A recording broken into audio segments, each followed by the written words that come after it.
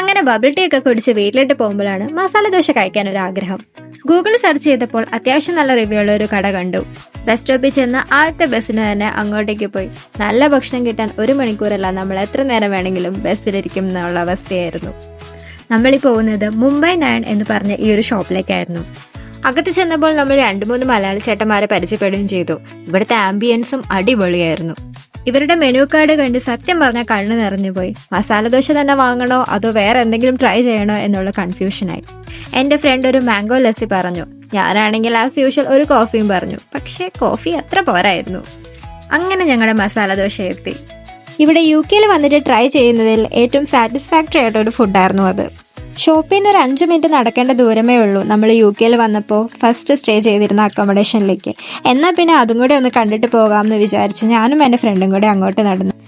ആ കാണുന്ന ബിൽഡിങ്ങിലായിരുന്നു ഞങ്ങൾ ഫസ്റ്റ് വന്നപ്പോൾ സ്റ്റേ ചെയ്തത്. ഏറെക്കുറെ ഒരു 2 മാസം ഞങ്ങളിവിടെ ഉണ്ടായിരുന്നു.